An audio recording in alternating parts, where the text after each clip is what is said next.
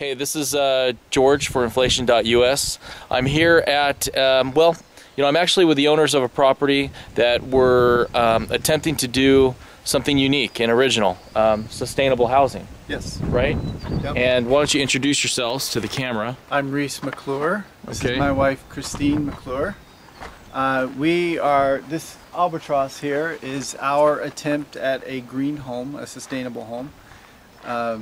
It's a straw bale home, approximately 4,400 square feet.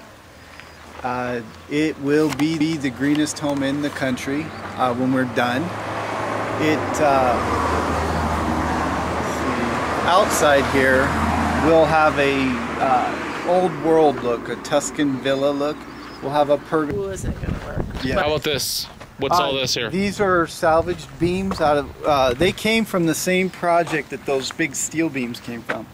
But all old growth, you can't get this kind of wood anymore. It's illegal to cut down. You can see here we're using, we did radiant floor heating, a radiant floor heating system. This is the PEX tubing that'll later be attached to a solar hot water system. Actually, a very efficient and affordable way to build a home. It's not more expensive. That's the thing. You might think that because it's big steel beams are expensive, but when you use these, you're actually cutting out some of the other lumber that you would need. Yeah, like right here, there's no support wall needed. No, there's the beams, and then the bales are stacked in between it. But it just seems like, what do you need to get this up so you can live in it? We're probably not counting requirements from the city or the county. If you had to, what could you do to make this livable? What would it take? Probably maybe 50, 60 grand just to make it livable to where you could come in and live in it. But if you had all the extra to requirements, do a couple hundred grand, 200 grand. Wow, that just seems so out of reach. It at times sustainability or the green aspect of this, it was the market. Yeah, yes, we got caught by the market, and we got caught by, we bought this lot, and unbeknownst to us, we bought the lot at peak. At peak. So we paid, started from the get-go. That wasn't so good. But yeah, then we paid probably 100 grand too much at the time, but if we would have made the timelines, it would have been just fine. Yeah. We would have been just fine and made a profit and moved on. But we got hit by an illegal subdivision. The property we purchased from the guy, the owner, was illegally subdivided. He swears he didn't know, and I kind of believe him. There's a whole nother story to that. But we got tied up in the county for 18 months. And we had a construction loan burning for 18 months. And the payments were $5,000 a month. Oh my God. So $5,000 a month for 18 months. And then we got to start. And then we had Discovery Channel found us and said, hey, we want to watch you do this. This sounds great. So we get going on that. Our broker started to lose his sources for funds. He was supposed to get us more money. And he fell short for whatever reason. I mean, I don't want to go blaming everybody else. Well, what's the, real quick, not in general terms, what's the finances on this property? What is it, what do you owe? Is that, if you're comfortable, sure, yeah. What's owed on this property, and what's it worth? It's got to be upside down. Oh, I don't even know if there's a word strong enough for upside down. They haven't come up with that word. Yes. No, we're into it with a $150,000 land loan. We're into it a $300,000 construction loan. Wow. And then we're into it, another friend gave us $100,000. At the end, when we were like trying to finish, I needed that 200. We would have been just fine. But the interest and fees that we've paid over the last 3.5, it's been 4 years. Almost 4 years now. Yeah.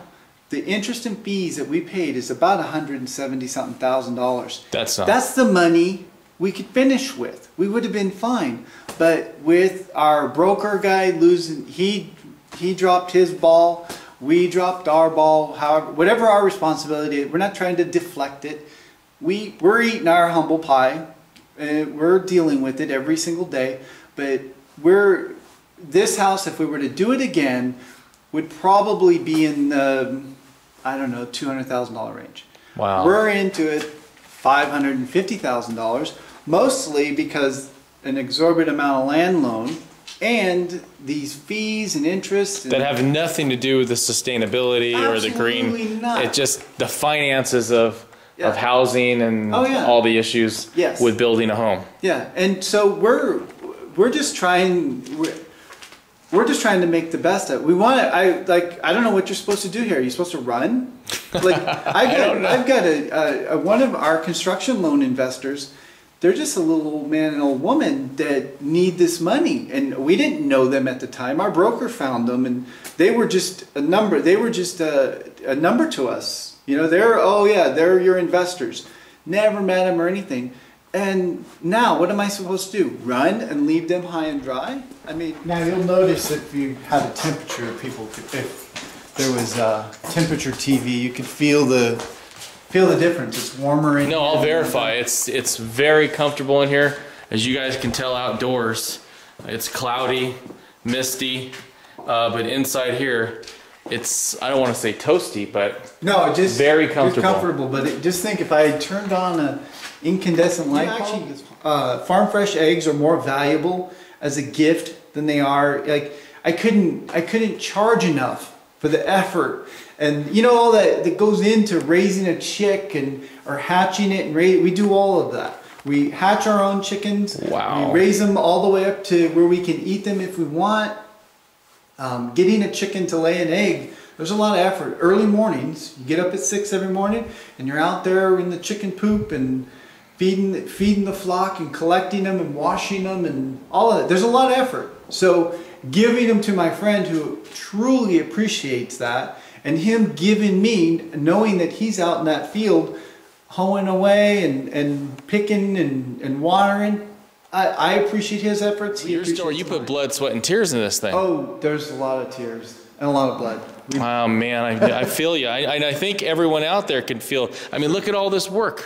Yeah. I mean, you just can't. It's right here. Yeah. No, this will be a fantastic tool to educate people, and it really is. Like if we were to if we live here, great.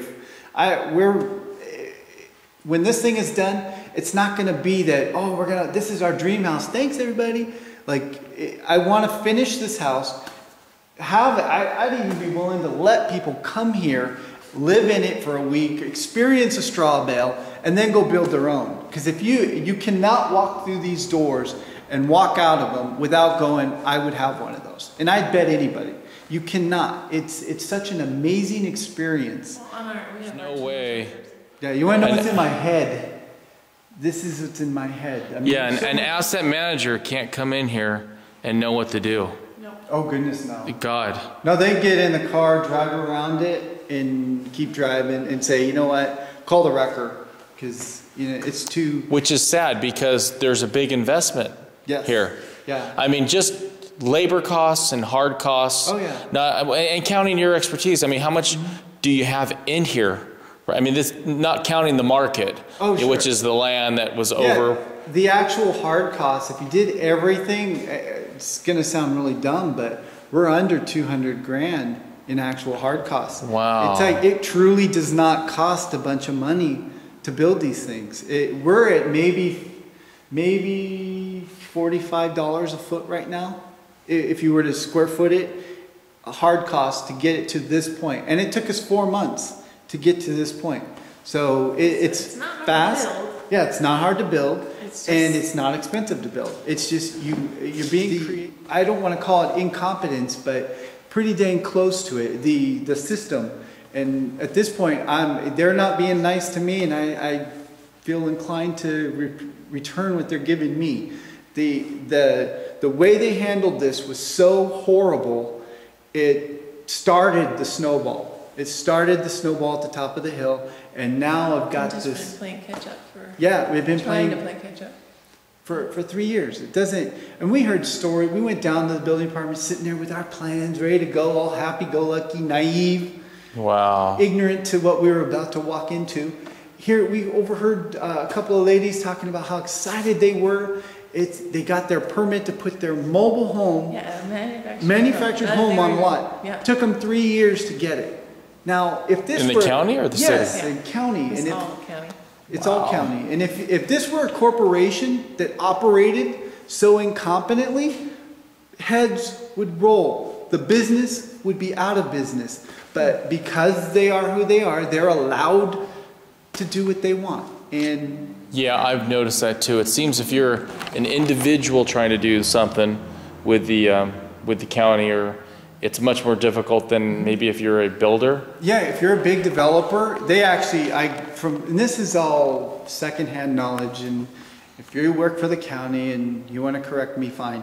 But from what I understood, some of these developers, these big ones, would actually help pay, like they employed the employees down there. They paid the salaries for the extra plan checkers and all the extra people to get their project through. You know, we paid overtime. Oh, well, if you pay $3,000, we could probably cut it down from 18 to 6 months. Well, 18 months later and tens of thousands of dollars thrown out the window, and they don't care. They got their job. They show up every day, look at a bunch of papers.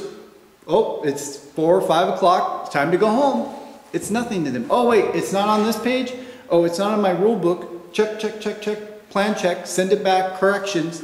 Red line stuff all day long. Not think anything about the financial impact on the other end.